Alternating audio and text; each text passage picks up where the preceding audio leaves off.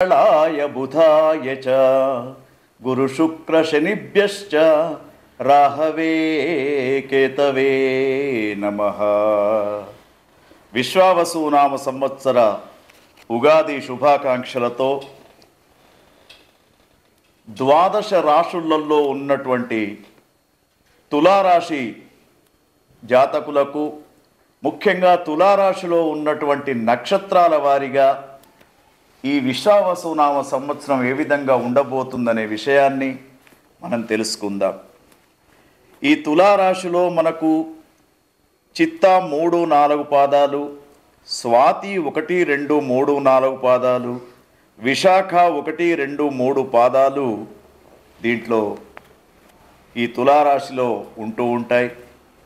మరి ముఖ్యంగా చిత్తా నక్షత్రానికి సంబంధించినటువంటి 3, 4 పాదాల్లో చూసినప్పుడు ఈ సంవత్సరం వీరికి ఉన్నటువంటి గురువు యొక్క స్థితి అష్టమ, భాగ్య, దశమ స్థానాలలో గురుగ్రహం, తర్వాత శనిగ్రహాన్ని చూసినప్పుడు షష్టమ స్థానంలో శనిగ్రహం, రాహుగ్రహాన్ని చూసినప్పుడు పంచమ స్థానంలో, కేతుగ్రహం లాభస్థానంలో మనకు కనబడుతూ ఉంది.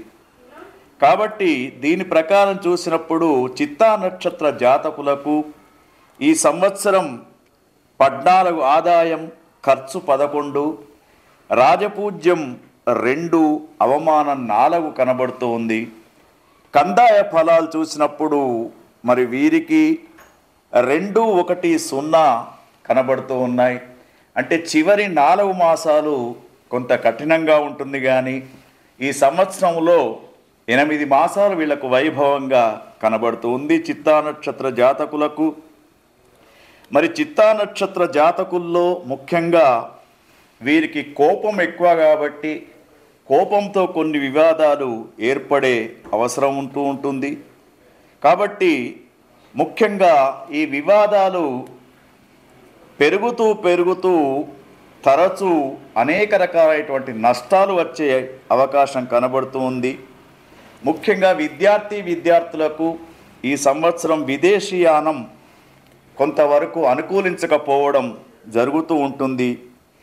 కానీ కుటుంబంలో శుభకార్యాలు జరుగుతూ ఉంటాయి కాబట్టి కుటుంబంలో జరిగే శుభకార్యాలకు కార్యసిద్ధి కోసం కొంత ధనాన్ని ఖర్చు పెడుతూ ఉంటారు. మరి అదేవిధంగా నూతనమైనటువంటి వ్యాపారస్తులు చేపడితే ఈ సంవత్సరం తులారాశి జాతకులకు, ముఖ్యంగా తులారాశిలో చిత్తా నక్షత్ర జాతకులకు గత సంవత్సరం కంటే ఈ సంవత్సరం వైభవంగా కనబడుతూ ఉంది. అయితే మీరు ఏ వ్యాపారం చేసినా, రైతన్నలు ముఖ్యంగా ఏ పంట వేయాలనుకున్నా కూడా వాతావరణ పరిస్థితులను చూసి గమనించి చేయవలసి వస్తూ ఉంటుంది.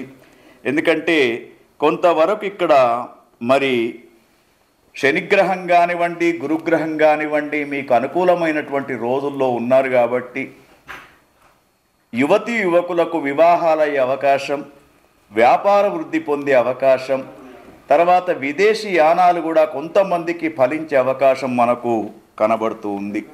అయితే ఈ యొక్క చిత్తా నక్షత్ర జాతకులు ఈ విశ్వావసునామ సంవత్సరం ఇంకా వైభవంగా ఉండడానికి మీకు నివారణ ఉపాయంగా మీకు ఒక సూచన ఇస్తూ ఉన్నాం. గణపతి రుద్రహోమం చేసుకోండి, వృద్ధులకు సేవ చేయండి.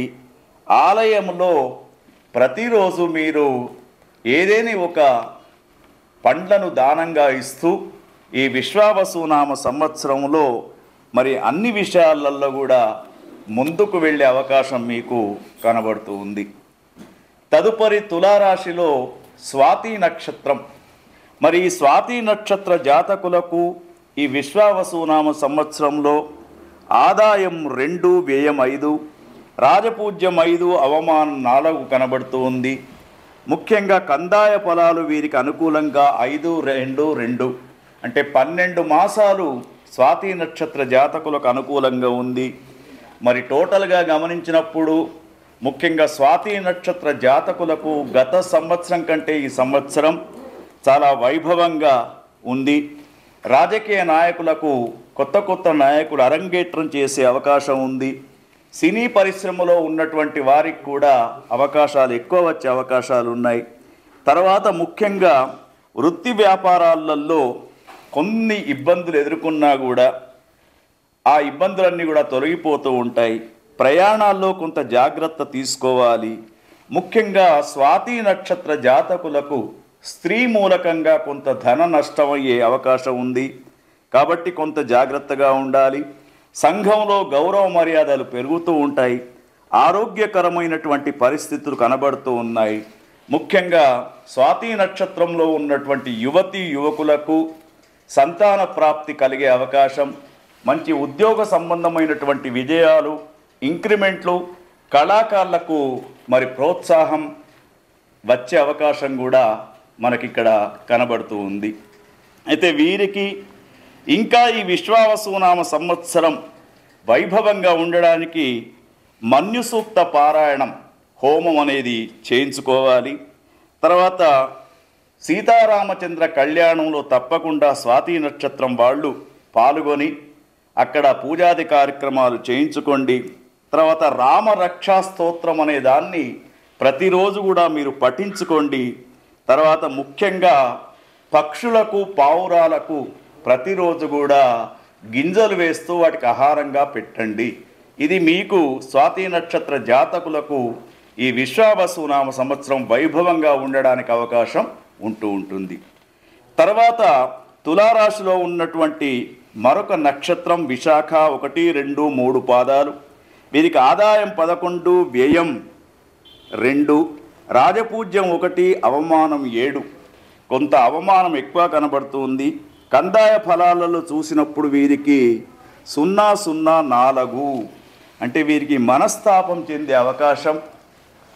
సంవత్సరంలో ఉన్నటువంటి 12 మాసాలలో విశాఖ నక్షత్రం వారికి 8 మాసాలు కొంత మనస్తాపానికి గురయ్యే అవకాశాలు ఉంటాయి. ఎందుకంటే ఆరోగ్య సంబంధమైనటువంటి ఎఫెక్ట్స్ ఎక్కువగా కనబడుతూ ఉన్నాయి. తర్వాత ముఖ్యంగా అనుకోనటువంటి మాట పట్టింపులతో కొంత అలజడులయ్యే అవకాశం ఉంది. స్థాన మార్పులు కనబడుతూ ఉన్నాయి. బంధుమిత్రుల యొక్క సహకారంతో కొంతవరకు కార్యసిద్ధిని పొందుతారు. కానీ ముఖ్యంగా చాలా జాగ్రత్తగా విశాఖ నక్షత్ర జాతకులు తులారాశిలో ఉన్నటువంటి వాళ్ళు ఆరోగ్యం గురించి శ్రద్ధ బాగా తీసుకోండి. తర్వాత ఆరోగ్యపరమైనటువంటి ఇబ్బందులు ఉన్నప్పుడు వెంటనే వైద్యుల యొక్క సహకారం తీసుకోవడం తప్పకుండా చేసుకోవాలి.